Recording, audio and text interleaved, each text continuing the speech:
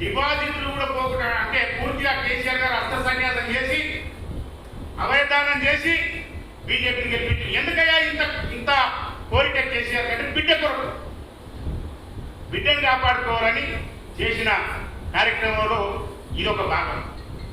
అందుకనే పూర్తిగా కేంద్రదేశుడు కేసీఆర్ గారు.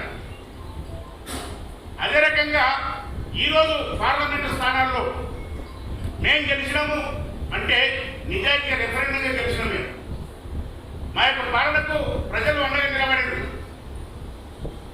నీవు ఈరోజు సవాల్ చేస్తూ నోటి నోరు పెడితే చూసుకుంటే నేను చేస్తానేనంటే మేము చెప్తున్నాం, నీవు అసెంబ్లీలో ఓడిపోయినావు దారుణంగా, ఎంపీఏ గెలిచినావు, అది వాళ్ళ సహకారంతోనే గెలిచినావు.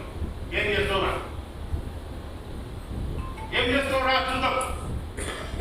నోటుకొచ్చినట్టు మాట్లాడితే ముఖ్యమంత్రి గారిని పట్టుకొని ఏకవచనంతో మాట్లాడడం ఈ సంగతి చూస్తా చెప్పేసి ఇంకొకటి ఏమయ్యా, మొన్న మీరు ఒక ధర్నా చేసారు, సిబిఐకి కేసులు అమ్మచెప్పాలి.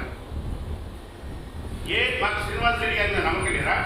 కమిషనర్ గారి మీద ఖచ్చితంగా నేరం చేసిన బొక్కలేస్తారు. పోలీసులు వారి డ్యూటీ వాళ్ళు చేస్తున్నారు, ఎవరిని కూడా వదిలిపెట్టరు. ఫోన్ ట్యాపింగ్ లో ఉన్న వాళ్ళు ఎవరిని కూడా, దానికి కారకులైన వాళ్ళు ఎవరిని కూడా ప్రభుత్వం వదిలిపెట్టదు, పోలీసు వ్యవస్థ వదిలిపెట్టదు. కానీ మీకు కావాలని మీకు సపోర్ట్ చేస్తున్నా ఈ కేసీఆర్ కాపాడడానికే సిబిఐ చేయాలా. ఎందుకు అరెస్ట్ చేస్తున్నాడు రేవంత్ రెడ్డి? రాధాకిషన్ రావు చెప్తే ఎందుకు అరెస్ట్ చేస్తున్నాడు? భుజంగరావు చెప్తున్నాడు కదా, అందరి పేరు చెప్తున్నారు, ఎందుకు అరెస్ట్ చేస్తున్నాడే? రేవంత్ రెడ్డి గారిని నెత్తికి పోలీసులు రాసేసుకొని నెత్తికి పోలీసులు పేరు పెట్టుకోండి. ఏమయ్యా, రేవంత్ రెడ్డి గారు పోలీసు రాజేసుకొని నీకు టోపీలు పెట్టుకొని పాలన చేయాలి. నీవు ఒప్పీలు కదా, కోర్టులో వాదించినట్టు వాదిస్తే నడుతుంది అనుకుంటున్నావు. ఇది ప్రజాస్వామ్యం, ప్రజల మధ్య మాట్లాడుతున్నాం, గుర్తుపెట్టుకో. ఎవరు ఏం చేయాలో మా ముఖ్యమంత్రికి బాగా తెలుసు. మా ముఖ్యమంత్రి గారికి పాట గురించి చెప్తావు. మిమ్మల్ని బీఆర్ఎస్ తొక్కితే పాటలని పోయింది అసెంబ్లీ ఎన్నికల డబ్బాలు కొడుతుంది. ఏదో ఇప్పుడు ఎందుకు ఎత్తునంగా అనేవాడిని చూసి మాట్లాడగా చట్టం ఏం పని చేస్తుంది, ఎవరేం పని చేస్తారో ఖచ్చితంగా చేస్తారు. ఎవరు మీకు మాజీ ముఖ్యమంత్రిని కాపాడాలని చాలా ప్రయత్నం చేస్తున్నారు. కరెక్ట్గా మీరు ఆ డిమాండ్ చేసుకుంటూ వస్తున్నారు. అరెస్ట్ అయితే ఎందుకు తొందరపడుతున్నావు? ముందుంది ముసళ్ళ పండుగ రఘునందన్, ముందుంది ముసళ్ళ పండుగ. అదే రకంగా ఈటెల రాజేంద్ర గారు కూడా ఒక మాట మాట్లాడారు, పెద్ద మనిషి. అయ్యా రాజేంద్ర అన్న, నీవు ముఖ్యమంత్రి గారి కొంచెం 6 నెలల్లో బట్టి అప్పుడు తీసుకొచ్చింది ప్రజలకు చెప్పేసి మాట్లాడుతున్నావు. అంటే నీకు గెలిచినందుకు తీసుకొచ్చినట్టున్నా ఏంటి? ఈ హుజరాబాద్ లో ఉరికివి, గంజీలో ఉరికి ఏదో పాపం ఓడిపోయింది కదా అని చెప్పి ప్రజలు కనకరించింది. అంతేగాని మా ముఖ్యమంత్రి మీద విసుకొచ్చి కాదు,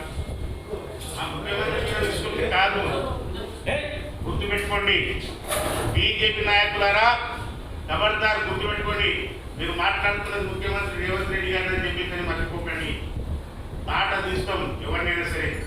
ఒళ్ళు జాగ్రత్త, నోరు జాగ్రత్తగా ఉండాలని చెప్పేసి విజ్ఞప్తి చేసుకుంటూ, మొన్న మీకు సపోర్ట్ చేసిన వ్యక్తి మాదిగ దండోర నాయకుడు మందకృష్ణ మాదిగ గారు మీకు సపోర్ట్ చేసి తిరిగింది కదా. మా 3 రిజర్వేషన్ సీట్లలో మా సామాజిక వర్గానికి టికెట్ రాకుండా మా అన్నలకు వచ్చినాయి, మా వాళ్ళకు వచ్చినాయి అని చెప్పేసి కాంగ్రెస్ పార్టీ ఎవరికి టికెట్ ఇచ్చినా గెలిపిస్తుందని చెప్పేసి కంకరవంతులుగా ఒక మందకృష్ణ మాదిగ తప్ప మిగతా అన్ని దళిత సంఘాలు కూడా బ్రహ్మాండంగా పనిచేసి కాంగ్రెస్ పార్టీకి పట్టం కట్టాయి. ప్రధానంగా 3 రిజర్వేషన్ సీట్లలో నాగర్కర్నూలు, వరంగల్, పెద్దపల్లి సీట్లలో భారీ మెజార్టీతో గెలిపించారు. అందరూ కూడా సమిష్టిగా పనిచేశారు. కనుక మాదిగలు అనే వాళ్ళు ఖచ్చితంగా కాంగ్రెస్ వైపే ఉంటారు, కాంగ్రెస్ పార్టీని అంటుకొని ఉంటారు. ముఖ్యమంత్రి గారికి గౌరవంతోన, ముఖ్యమంత్రి గారి మీద ప్రేమతోన, ముఖ్యమంత్రి గారి మాట మీద విలువతోన మాదిగలు ముఖ్యమంత్రి గారి ఎప్పటి ఉన్నారు కాంగ్రెస్ పార్టీలో. ప్రాణమైన సోనియా గాంధీ, రాహుల్ గాంధీ గారి ఎప్పటి కాంగ్రెస్ పార్టీ ఎప్పటి ఉంటారు. కనుక మేము కూడా ఒక అప్పీల్ చేస్తున్నాం, ఒక మాదిగ సామాజిక వర్గానికి చెందిన వ్యక్తిగా.